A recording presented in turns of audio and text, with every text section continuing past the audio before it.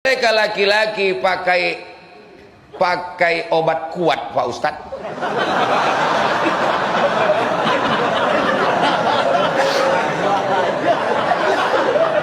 Laki-laki kalau umur 20 tahun dia bertukar info tentang cewek.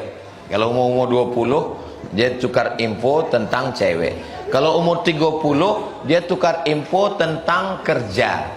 Umur 40 dia tukar info tentang keluarga. Umur 50 tukar info tentang obat kuat.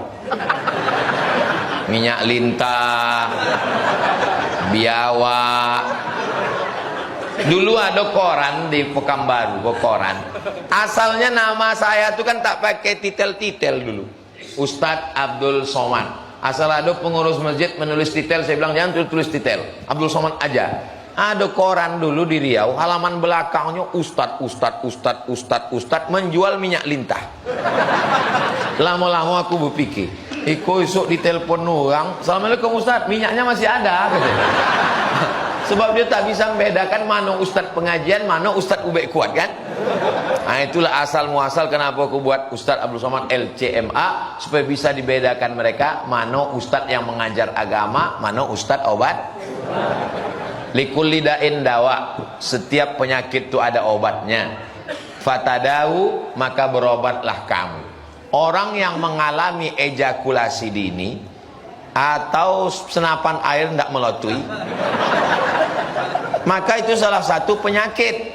Maka dia berobat dengan herbal, misalnya minum madu atau dia olahraga, selama tidak melanggar syariat Islam dan yang dimakannya itu tidak haram, maka al aslu fil asya, balik kepada kaidah al aslu fil asya al ibahah, hukum asal segala sesuatu adalah boleh. Kalau ubek eko Pak Ustadz ubek kuat, tanya dulu dokter, takutnya awak kok kap 70 di si minak pesawat. Nyo mesin tu pocah. Melatih. Jadi saya mau kasih tahu sama kalian yang muda-muda, bahwa kita ini tidak pernah tua. Saya sekarang umur lahir 1977, kini 2023, berarti 46 tahun. Umur saya 26 dulu dengan 46 kok rasanya sama. Tak ada. Jadi jangan kalian pikir, anak-anak muda, jangan kalian pikir waktu nengok orang tua, nampaknya kalau pikir, enggak, orang tua tuh pikirannya tak tua, dia tetap muda. Cuman tenaga tak ada. Inyolah digas. Itu jadi dikonsultasikan ke dokter kalau UB-nya kok dosisnya tinggi. Hanya awak khawatir napas enggak sampai. Itu butuh tengah jalan. Nah itu. Wa amruhum syura bainahum. Orang beriman itu memusyawarahkan perkaranya. Jelas jawabannya? Jelas insyaallah. Kalau ada nyampe tidak jelas, utaknya jelas. Ustadz, apa hak suami terhadap HP istri? Karena banyak pertengkaran karena HP, Pak Ustadz. Tolong dijawab. Apa masalah HP istri kok? Ustadz Somad, iyo. Pada suatu malam saya menengok setengah badan istri saya itu bercahaya, Pak Ustadz. Apakah itu nur cahaya dari Allah? Enggak. Inyo sedang memeriksa HP waang.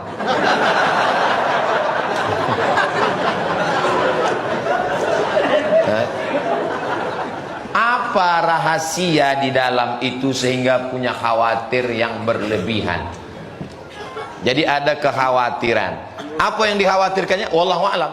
Saya tak tahu apa yang dikhawatirkan laki-laki terhadap istrinya dan apa yang dikhawatirkan istri terhadap suaminya kalau handphonenya dibuka. Saya tak tahu. Untuk tahunya, marilah kita ikuti wawancara berikut ini. Jadi semua berawal dari keterbukaan. Kawan saya Ustadz Alnob, kami dari Yayasan Tabung Wakaf Umat. Kalau ada perempuan yang bertanya masalah hukum, melalui Ustadz Alnob, melalui Ustadz Tatang, melalui Ustadz Endri, melalui tim-tim kosadanya, ada grupnya. Jadi Ada ibarat kita dalam rumah. Rumah itu ada ruang tamunya, ada dapurnya, ada ruang depannya. Jadi tidak semua terbuka. Tapi dengan orang yang hidup dengan kita, tak mungkin kita sekat-sekat. Nah, kita bagi. Kecuali ada niat lain. Misalnya mau buka cabang atau lain-lain. Bolehkah hari raya kita ke rumah orang tak Islam, Pak Ustadz? Hari raya siapa? Hari raya awak atau hari raya dia? Kalau masalah bertukar makanan, Nabi berkirim surat ke Raja Mesir, namanya Mukaukis. Mukaukis ini agamanya Kristen Ortodok Koptik, tempatnya di Alexandria. Waktu Nabi berkirim surat, dibalasnya surat Nabi dengan asal banha, madu. Dibalasnya Nabi dengan kain. Kainnya diterima Nabi dan madunya diminum Nabi. Sekarang saya tanya, bolehkah menerima minuman dan pakaian hadiah orang tak Islam? Boleh. Itu dalil. Kalau yang dikirimnya adalah madu, kalau dikirimnya kamput, haram. Di mana letak haramnya? Innamal khamru wal maisiru wal ansabu wal azlamu rijsun min amalis syaitan. Kalau tepat di hari raya yang terkait dengan akidah, kita tidak meyakini Nabi Isa itu anak Tuhan, kita tidak meyakini Nabi Isa itu mati di salib, kita tidak meyakini Nabi Isa itu adalah Tuhan. Dalilnya, laqad kafara alladzina qalu innallaha huwal masih ibnu Maryam. Dalil kedua, laqad kafara alladzina qalu innallaha salisu salasa. Dalil ketiga, wa ma qataluhu, mereka tidak membunuhnya, wa ma salabuhu, mereka tidak menyalibnya. Ustaz kan punya kawan orang tak Islam, ya. Lalu bagaimana cara Ustaz mengatasinya? Ambo WA-nya.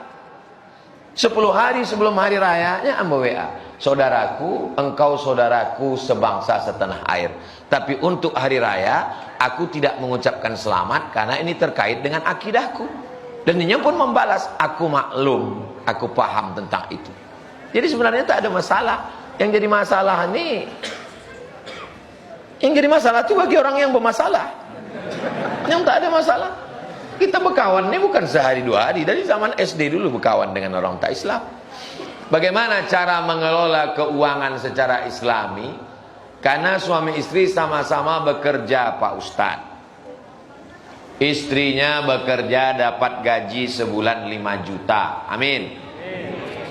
Suaminya bekerja dapat gaji 5 juta. Sama. Apa beda 5 juta suami sama 5 juta istri? Di dalam 5 juta suami ada hak istri namanya nafkah. Di dalam 5 juta istri tidak ada hak suami. Jelas tuh, Bu? Oh, jolek ya, Bu.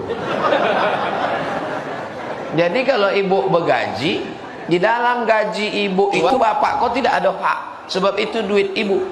Tapi ibu bisa bekerja atas izin. Kata suaminya, ini mesti ada surat izin mah, kata. Jadi surat izin ini gimana? Ya setengah lah, katanya. Tapi karena ibu kasihan, ibu kasih. Sebenarnya duit kau 5 juta kau punya aku, tapi aku kasihan kau sama fakir miskin, kau ambil lah. Sedekah. 5 hak istri terhadap suami. Yang pertama, kasih makanan. Ibu udah makan? Yang ada yang belum. Yang kedua, pakaian. Alhamdulillah, ibu-ibu di Sido Mulia udah dikasih pakaian. Di tempat lain banyak istri tak dikasih pakaian. Ada yang resleting belum berjahit, ada yang kurang kain. Yang ketiga, tempat tinggal. Yang keempat, pendidikan. Yang kelima, perhatian. Ini hak istri yang wajib ditunaikan suami. Kalau tidak ditunaikannya, maka dia zalim, aniaya di hadapan Allah Subhanahu wa ta'ala.